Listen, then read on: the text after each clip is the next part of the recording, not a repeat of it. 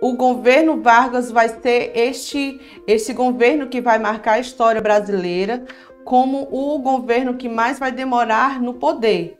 Nós vamos estar analisando a imagem que está na página seguinte do seu livro, 122.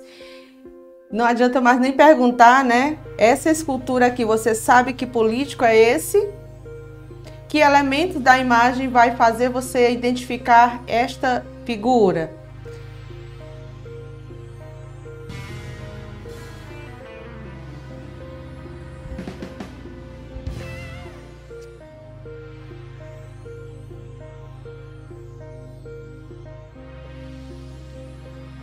Vamos estar analisando 15 anos no poder que Vargas vai estar. Vamos ver os eventos que antecederam a entrada de Vargas e por que o nome foi dado de fim de república oligárquica. Nós já vimos aí que durante a década de 20, quem mandava desde o início do que nós chamamos de Primeira República, eram os cafeicultores de São Paulo e de Minas Gerais que comandavam a política do Brasil. Lembra que vimos que era a República do Café com Leite. Havia a alternância de poder entre os governos de São Paulo e os governos de Minas Gerais. Então, a grave crise que vai afetar o mundo todo em 1929, que foi a quebra da Bolsa de Valores lá em Nova York, vai atingir em cheio o Brasil. Na época, o Brasil ele era o principal exportador de café e o café era a principal mola mestra que gerava lucro e dinheiro aqui para o Brasil. Então, antes de acontecer a entrada de Getúlio Vargas no poder, existia um interesse em manter o equilíbrio daquela cafeicultura que estava entrando em colapso, certo?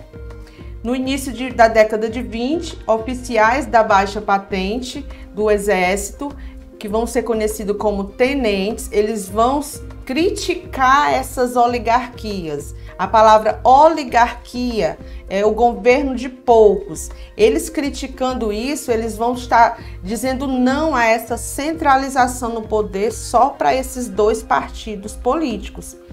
Então, teve vários movimentos de revolta contra essas elites. Um dos que mais chamou a atenção foi uma revolta conhecida como as 18 do Forte, ou Forte de Copacabana. Tenentes de baixa patente vão se levantar contra o presidente daquela época que era Epitáfio Pessoa, está no seu segundo parágrafo da página que nós estamos vendo, 124. E aí ele vai fechar um clube militar e vai prender o Marechal Hermes da Fonseca. Como era um marechal, os tenentes entraram contra essas medidas e iniciaram os levantes militares. Eles foram marchando pela orla de Copacabana, chamado Forte de Copacabana, e levaram vários tenentes junto com ele. Existia 17 tenentes e existia um civil que estava se manifestando contra este governo de Epitáfio Pessoa, lá no Forte de Copacabana. Isso foi mais ou menos 5 de julho de 1922. Esse movimento ficou muito forte porque ele foi repreendido pelo governo e militarmente somente restaram 2 pessoas, certo? E esse movimento 18 do Forte vai protagonizar vários levantes contra esse governo. Eles não vão atingir os objetivos que eles queriam, mas vai ser também um importante fator que vai ajudar eles a enfraquecer essas oligarquias, essas elites agrárias. Os movimentos que mais vão chamar a atenção antes da entrada de Vargas no poder vai ser o movimento 18 do Forte e vai ser a quebra da Bolsa de Valores lá na década de 20, especialmente no ano de 1929, certo? Com a política que eles tinham do café com leite, o que estava em vigor naquele momento? Eles queriam que o próximo presidente fosse, pelo que estava sendo eleito, fosse alguém de Minas Gerais. Em 1926, vai ter um candidato, após o Epitácio Pessoa, que vai ser o Washington Luiz. Isso na página seguinte nós vamos ver, certo? Até compreender um outro movimento que vai dar início à entrada de Vargas no poder, que é o movimento de 1930, certo? E o que antecedeu esse movimento vai ser justamente essa quebra da Bolsa de Valores. Quando o Brasil é afetado drasticamente com a falta de venda de café, que era o maior produtor do mundo, devido à Europa e os Estados Unidos serem esses compradores e estarem em crise, não continuarem essa compra, essas exportações, o que acontece? O Washington Luiz vai ver o preço do café despencar de cima a baixo. Isso vai ser um horror para toda aquela elite agrária que estava acostumada a ganhar, lucrar com o café. Então, essa crise vai aumentar muitas tensões políticas que vai piorar na questão da sucessão de Washington Luiz. O Washington Luiz, ele era do Rio de Janeiro, mas ele estava muito ligado às questões paulistas. Ele vai e indica Júlio Prestes, que era presidente lá no estado de São Paulo. Como assim, professora? Presidente do estado de São Paulo? Naquela época, os estados tinham não governadores, como nós sabemos que hoje cada governador tem esse título. Naquela época era presidente. Então, Washington Luiz ele vai indicar Júlio Prestes. Pela regra do jogo que a gente chama do troca de alternância de poderes, do café com leite, se o Washington Luiz era paulista, ele deveria indicar alguém de Minas Gerais. E ele indicou alguém de São Paulo novamente. Isso fez com que as pessoas, os políticos de Minas Gerais ficassem com raiva, né, zangados, porque estava desfazendo aquele contrato que eles tinham. Então, o que eles fazem? Essas elites mineiras, elas vão se associar, formar um novo partido, que aí no livro de vocês está bem marcado, que é a Aliança Liberal. E ela vai juntar-se e ver na pessoa do político Getúlio Vargas um candidato propício. Então, eles vão candidatar Getúlio Vargas, que o vice dele vai ser João Pessoa, e que vai estar na eleição com esse nosso querido Júlio Prestes. Nessa eleição, quem sai ganhando? Júlio Prestes ganha a eleição. Porém, contudo, todavia, o que acontece? Como as eleições eram muito fraudulentas, observe que Getúlio Vargas não vai aceitar o resultado dessa eleição. Então, eles vão diante da candidatura do Getúlio Vargas. Getúlio Vargas não ganhando, vai ter uma revolta armada para tomar o poder desse Júlio Prestes que ganhou a eleição. Ele deveria entrar no poder agora em 1930. Acontece então um golpe. Um fato inusitado que chama a atenção vai ser a morte e o assassinato do vice de Getúlio Vargas, que vai ser João Pessoa. Nada associado à política. Porém, eles usam essa estratégia, usam esse fato para justificar de que teria sido alguém do Júlio Prestes ou do partido que teria provocado essa morte. Acontece que a revolta foi tão grande, vários movimentos se unificaram, que houve a tomada do poder por uma junta armada. Eles estavam com medo de uma guerra civil, não permitiram que o Júlio Prestes assumissem, e como o Getúlio Vargas tinha ido à Paraíba ver toda essa manifestação e não tinha chegado ainda, eles governaram por algum período. Quando Getúlio chega lá no Rio de Janeiro, ele é colocado para comandar o governo, para comandar como presidente do Brasil. Então, no dia 24 de outubro, o presidente Washington Luiz ele foi deposto. Em 3 de novembro é que o poder ficou na mão do Getúlio Vargas. E aí foi um golpe, chamado um golpe de Estado, que ficou conhecido na história como a Revolução de 1930, certo? A partir desse momento, Getúlio vai iniciar o seu governo. Então, o governo de Getúlio vai ter 3 etapas. Nós vamos dividir em governo provisório, governo constitucional, também vamos dividir em Estado Novo. Hoje nós vamos estar vendo o governo provisório, certo? O Brasil herdado por Getúlio é cheio de manias, vocês já viram, as manias das elites cafeicultoras. Com a deposição desse que ganhou, Júlio Prestes, e quem colocou no poder foi uma junta militar, Getúlio Vargas entra sem ser eleito, por isso o nome golpe. Ele vai governar o país deixando uma elite de São Paulo contrariada. As principais ações de Getúlio Vargas, quando ele assume o poder, ela vai ser muito impositiva, vai impor e não vai pedir a opinião de ninguém.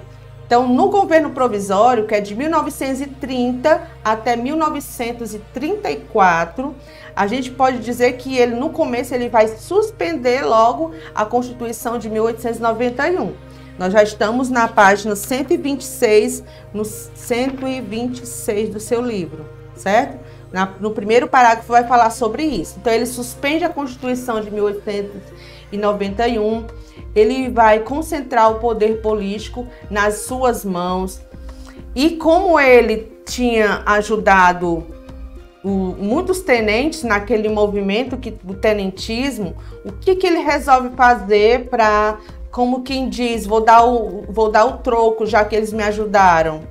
Ele vai colocar interventores para governar cada estado brasileiro. Já que ele está entrando no poder até sem eleição, ele tem muitos presidentes dos estados que não são da sua confiança. Então, a primeira coisa que ele faz é tirar esses presidentes, que hoje a gente chama de governador, e colocar interventores. Então, você colocar e marque aí no seu segundo parágrafo, nomear interventores. E ele colocou a maioria desses interventores militares. A maioria deles eram tenentes.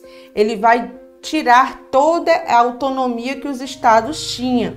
Ele vai querer justamente continuar e mais forte ainda controlar aquelas antigas elites, aqueles grandes latifundiários que estavam acostumados a estar no poder, certo?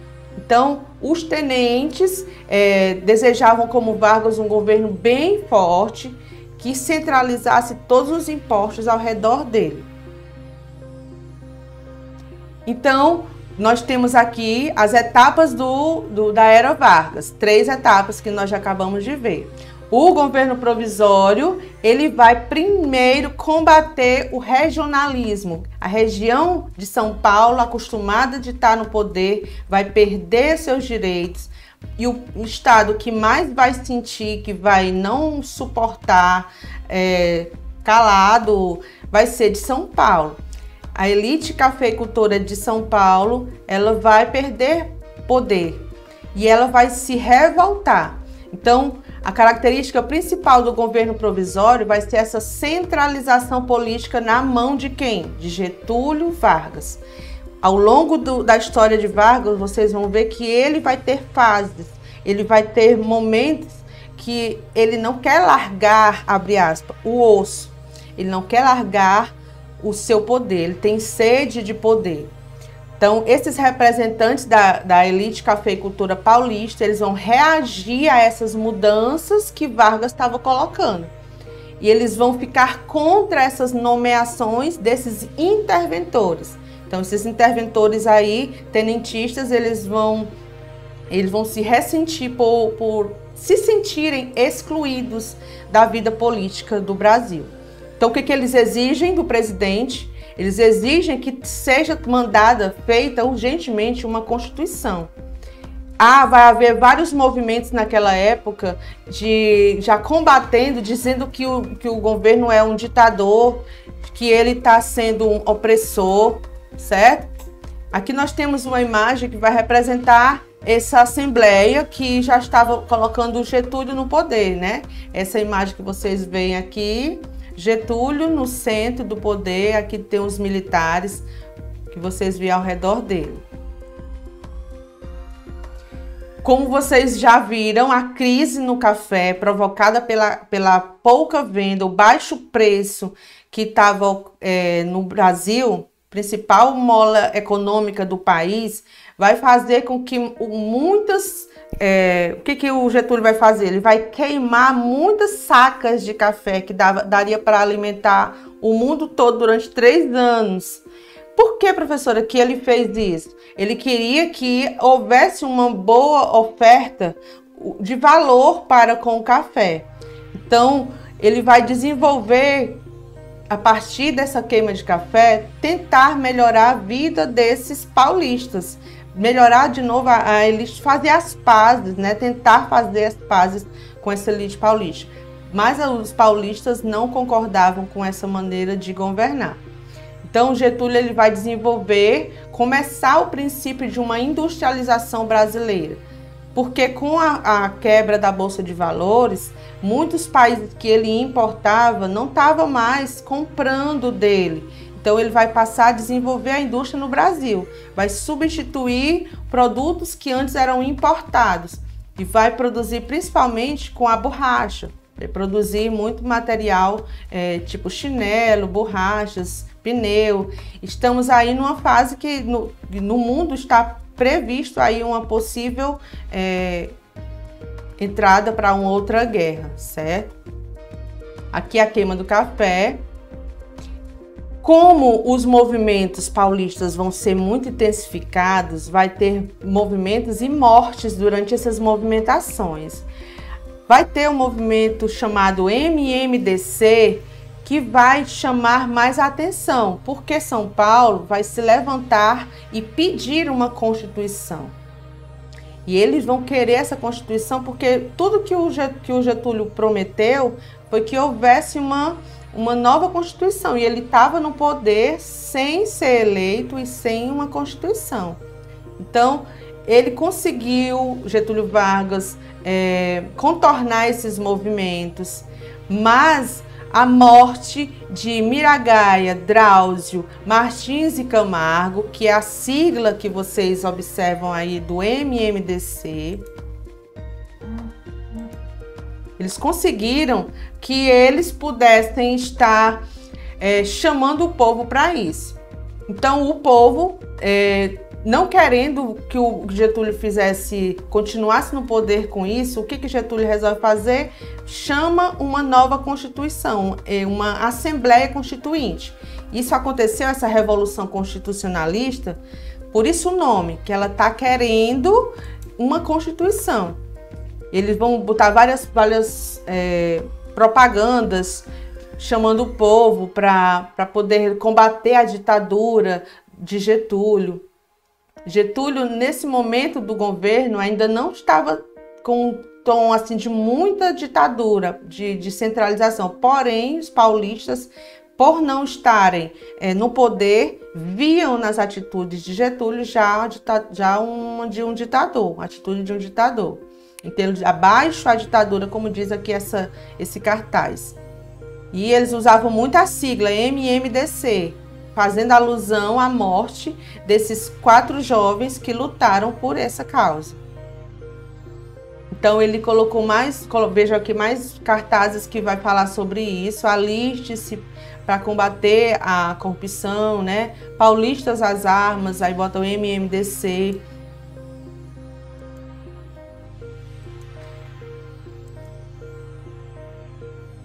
E essa estátua aqui, no caso, é uma obra arquitetônica. Ela está marcada justamente de combate a esse fato do MMDC, que eles queriam uma Constituição. A Constituição só vai vir em 34.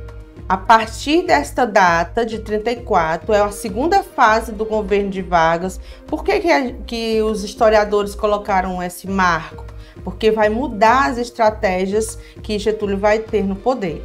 Então, a Revolução Constitucionalista de 32 pede uma nova Constituição. Só em 33 ele vai convocar uma Assembleia Constituinte. E somente em 34 é que vai vir a Constituição de 1934. Getúlio Vargas, quando ele institui a Constituição de 34, ele está colocando aí em voga tudo que ele prometeu antes, acabar com as velhas manias das oligarquias, colocando o voto secreto, instituindo o voto feminino e também permitindo que houvesse, porque antes ele já tinha colocado o ensino público obrigatório. Só que nessa época o ensino público passou a ser obrigatório, a maioria das pessoas que tinham acesso à escola eram da elite. Então, quase ninguém ia à escola, existiam muitos analfabetos. Então, colocar essa cláusula na Constituição era muito importante porque assegurava que os da elite, que eram os únicos que tinham acesso à educação, podiam elegê-los, certo? Mas não é nessa Constituição ainda que os analfabetos iriam votar. Pasmem vocês, somente em 1988, na chamada Constituição Cidadã, é que os cidadãos, no caso, analfabetos, passariam a votar. Até então, o analfabeto era gente, abre aspas, para pagar imposto, para servir, para trabalhar, mas para votar não podia eleger seu candidato. Olha que ironia. Então, essa conquista ela é muito recente. Então, o voto feminino foi um momento assim de muita conquista nesse período. Mas, como eu falei, é um voto de conquista, não foi porque ele era bonzinho, é porque já havia manifestações populares com relação a isso, certo? Para expandir esse assunto aqui sobre os direitos femininos, a gente precisa entender que esses direitos foram conquistados com o tempo, foi gradativo.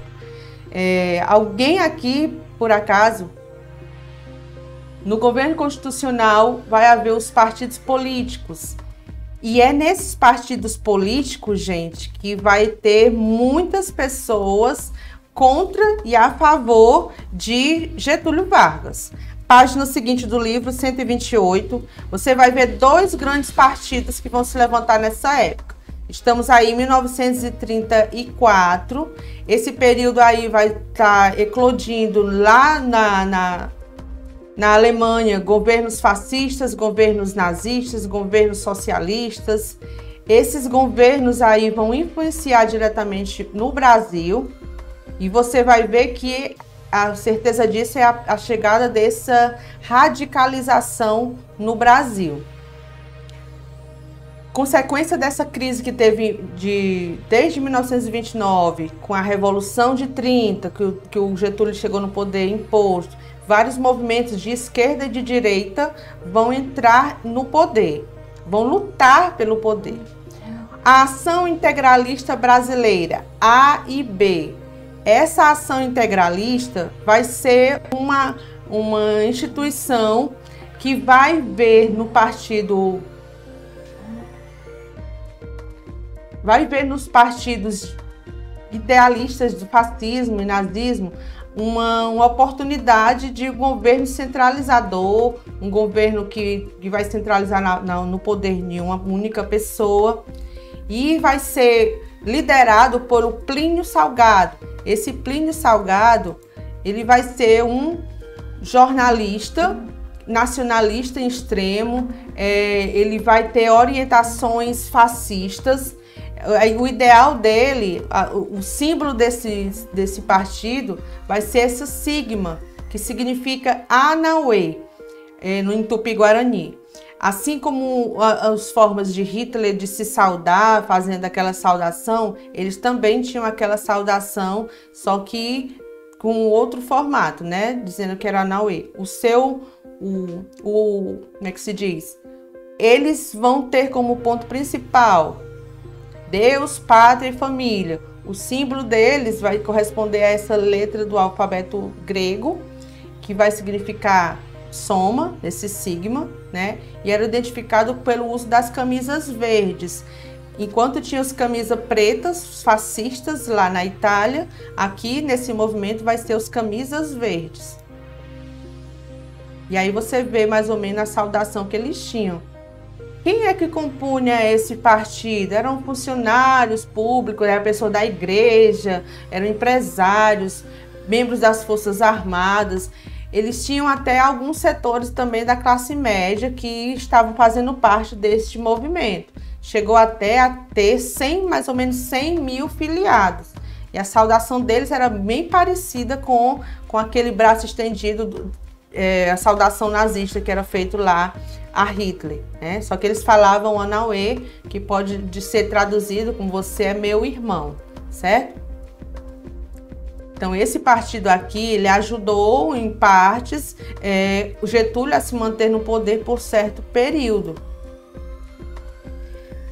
Porém, vai ter um outro partido que vai ser o Partido da Aliança Nacional Libertadora, quando a sigla dele vai ser ANL. Você tem aí no seu livro também, na página 128, um outro extremo, um era da direita, esse é de esquerda, foi fundado em 1935 por Luiz Carlos Prestes, que foi presidente de honra, certo? Vai ser esse presidente de honra, Luiz Carlos Prestes, que vai ser ajudado pela Olga Benário. Olga Benário vai ser um caso muito emblemático na história.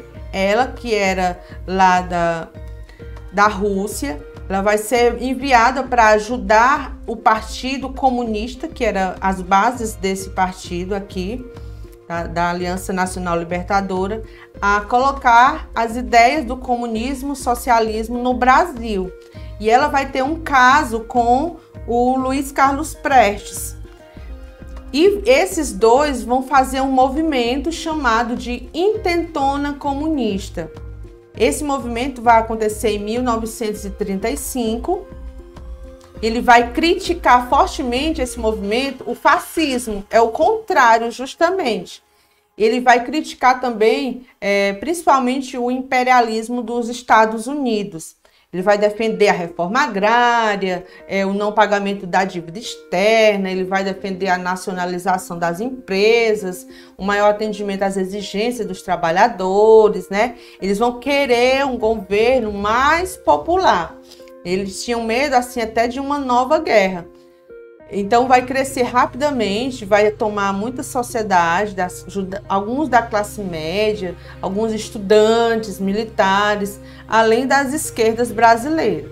Ou seja, quem era dono de terra, quando viu esses movimentos acontecendo, vai temer demais. Getúlio Vargas vai reprimir esse movimento, onde Luiz Carlos Prestes vai querer fazer essa revolução comunista. Ele vai divulgar esse movimento para derrubar o governo, justamente o governo de Getúlio, e aí Getúlio vai contra isso. Nesse momento, Vargas vai declarar a ANL, a Aliança Nacional Libertadora, como um partido ilegal. Então, esses manifestantes vão pegar em armas contra o governo e vão sofrer uma repressão muito forte. Em vários momentos vai ter muitas mortes, muitas prisões. E diante disso, gente, o que acontece? Getúlio Vargas vai espalhar esse medo do chamado medo comunista ou o medo do perigo vermelho, dizendo que esse perigo pode estar chegando ao Brasil. Nós estamos em 1935. Em 1937 deve ser já uma nova eleição. Getúlio já está pensando numa eleição que ele não quer largar o poder. Então ele já vai armar uma estratégia. Ele vai armar um golpe dentro do próprio governo dele. Mais um golpe. Ele vai espalhar a ideia de que o perigo comunista vai estar se aproximando do Brasil. Ele se aproveita desse medo que instaurou no Brasil do comunismo e vai decretar o que a gente chama na história de qualquer governo que pode instituir, o chamado estado de sítio. O que é isso, professora? Estado de sítio é uma medida assim extrema que um governo faz, onde ele anula uma constituição, onde ele praticamente vai controlar tanto o poder legislativo, quanto o judiciário, quanto também as liberdades individuais das pessoas, em nome de algo maior. Então, ele vai criar também esse tribunal de exceção para julgar todos os que estivessem envolvidos em qualquer revolta. Então, os anos que vão seguir aí vão ser uns anos assim, de muito medo. Medo de quem? Do comunismo. Lembra que depois da Revolução lá na Rússia, a maioria dos grandes latifundiários, os donos de terra, temendo as ideias de partir seus bens, suas terras com as pessoas, eles vão temer muito essa ideia. Vargas, então, ele vai conseguir barrar e permanecer no poder mais tempo devido a essa medida de estado de sítio, que já deveria estar deixando ele do poder, mas em nome desse perigo, ele vai colocar a Lei de Segurança Nacional por conta disso, tá?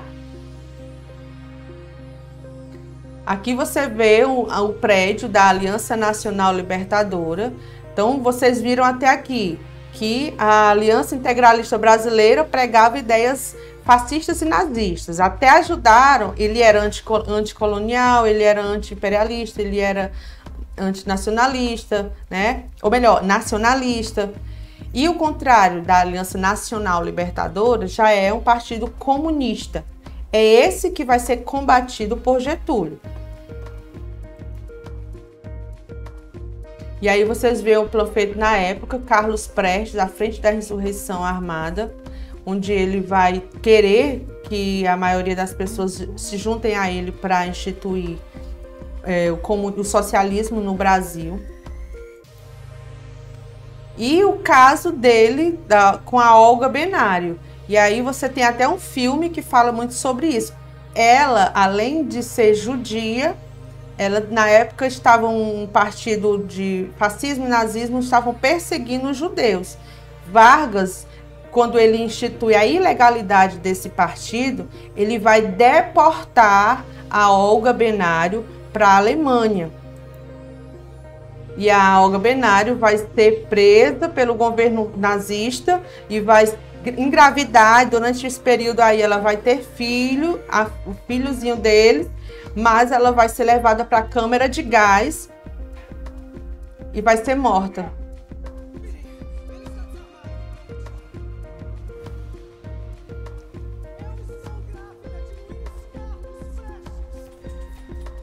Ela vai ser deportada. São cenas do filme, gente.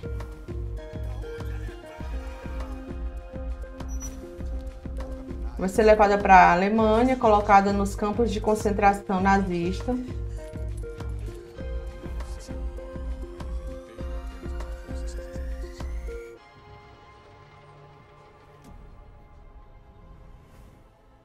Olga não é mais minha filha, mas a filha dela e da nossa Zé. Quem puder, tiver a possibilidade de assistir o filme Olga Benário, ela vai ser tirada do...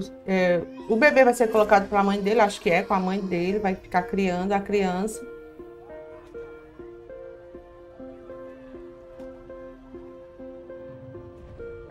O nome do filme é Olga.